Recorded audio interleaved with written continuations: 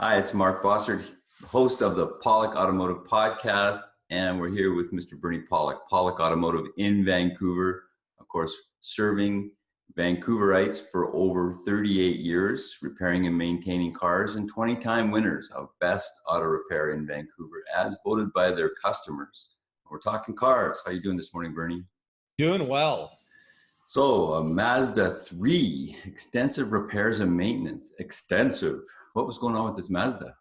So it's a 2005 Mazda 3, and the owner brought the vehicle to us. He was heading on a long trip and wanted to make sure the vehicle was roadworthy and had a few concerns. And we certainly noted a few when we road tested the vehicle. There was when you put the brake on, the brakes didn't work too well. There was some severe sort of shifting in the front end of the vehicle when you'd hit bumps or apply the brakes, so that we knew there was something pretty serious in the front end. And this had been a customer who had been coming to us for quite a few years on and off, so there was a couple of deferred maintenance items that needed to be done too. So when you started tearing things apart, what did you find? Well, we found a lot of interesting stuff, and I'll just get right into the picture show of what we've got. So there's our 2005 Mazda 3. Still looks pretty good, other than a few little scrapes and scuffs, which is kind of normal, but overall still a pretty decent looking car for what's that make it? 14 years. 14 years old. Yeah. So what did we do? Well, here's a nice pile of parts, and I think this hose here, I think snuck in from a different job, but I came into work Monday morning and there was this big pile of parts from Friday that things had been. These are a number of the things that were replaced. So struts, we have a pair of struts here. We have a belt, a drive belt. There's a brake caliper here. There's a brake rotor that's been it was rusted on so badly it cracked in half when it was hammered off. There's brake hoses, there's a control arm bushing right there attached to a control arm. There's a control arm under here. What else we got? There's an ABS wheel speed sensor sitting here, and also some sway bar end links. So quite a few parts and pieces. So what we end up finding, so some of the shifting and sort of severe, dangerous feeling we felt in the front end was due to worn out control arm bushings and severely worn struts. There were some clunks as well, contributed by the sway bar end link. So we basically replaced those major front end components. The brakes, of course, as you can see, the rotors were not in great shape, pretty badly rusted. And so we replaced the brake calipers, rotors, pads, and the brake hoses had cracks as well. So the brakes got a really good treatment, full meal deal. Pretty much everything on the wheel side of the brakes was replaced. We also flushed the brake fluid. I mentioned there were some maintenance items that were deferred. We did a transmission fluid service, so that's a filter replacement and flushing new fluid through the system. No evidence of that in this picture. What else? And serpentine belts, they were worn as well, so we replaced them. The ABS, there's also an ABS warning light on the dash, and we found that the ABS wheel speed sensor on the right front had a broken wire. You can see this broken wire here, so the wiring connector was broken, so we replaced it, but the speed sensor still wasn't working, and we found the actual sensor itself was bad, so replaced both components.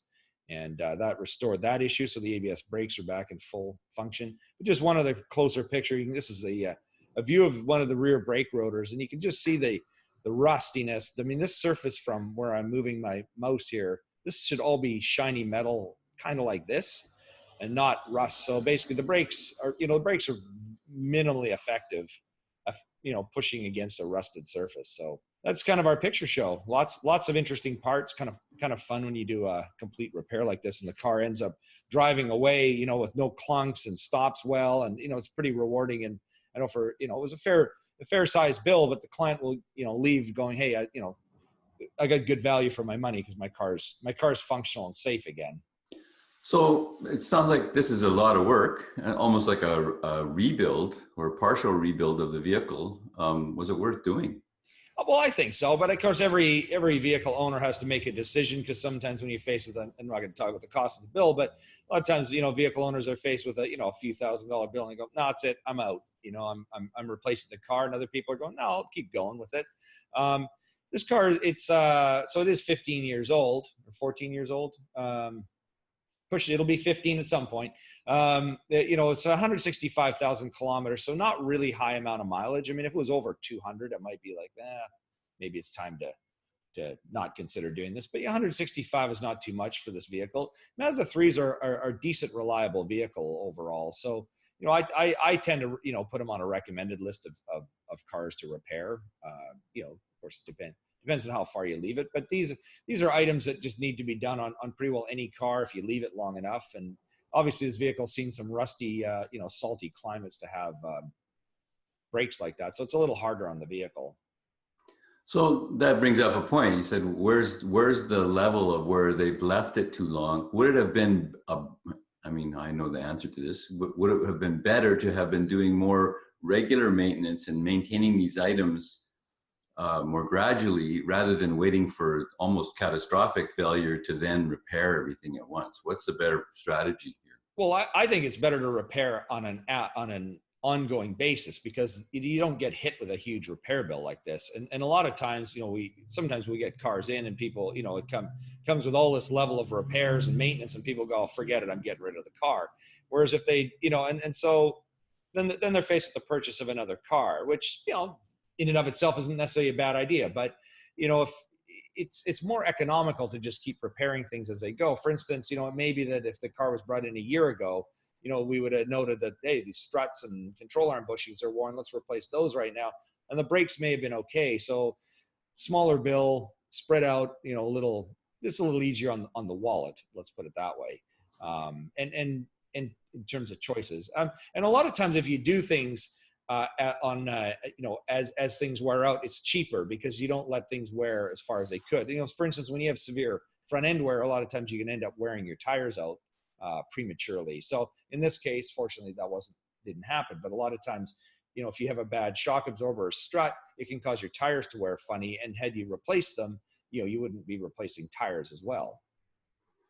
So it sounds basically like Mazda 3s are very good cars overall. And are there any other serious issues or common recurring issues with them? Well, there's a few common things. And a couple things come to mind, like, check engine lights will often come on.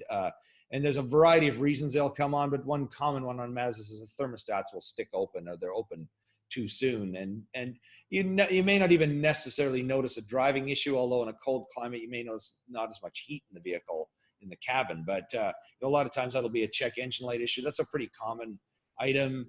And also there's a right side engine mount that will often fail, and the vehicles will have a vibration when you're either, if it's an automatic in drive, there's a certain vibration. So those are a couple common things that tend to wear out on these cars. And the only other issue we found, we used to, up until a few years ago, I used to think these were like bulletproof, reliable vehicles, but the 2.3 liter engine, which this vehicle does tend to have some problems from time. They will start burning oil and have some compression issues. So we've done a couple of engine replacements on them.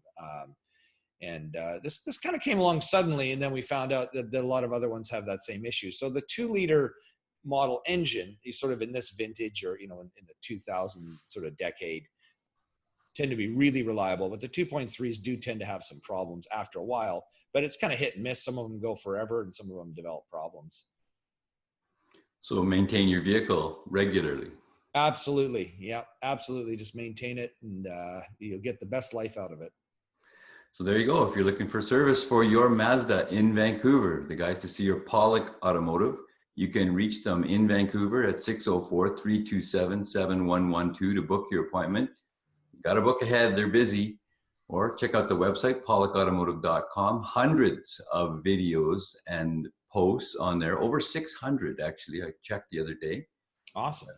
Repairs and maintenance of all makes and models of cars over many years. Our YouTube channel, Pawlik Auto Repair, same thing. Over 400 videos there on repairs and maintenance of all makes and models of cars and light trucks. And of course, thank you so much for listening to the podcast and watching. We really appreciate it. Thanks, Bernie. Yeah, thanks, Mark. And thanks for listening and watching. It's always fun.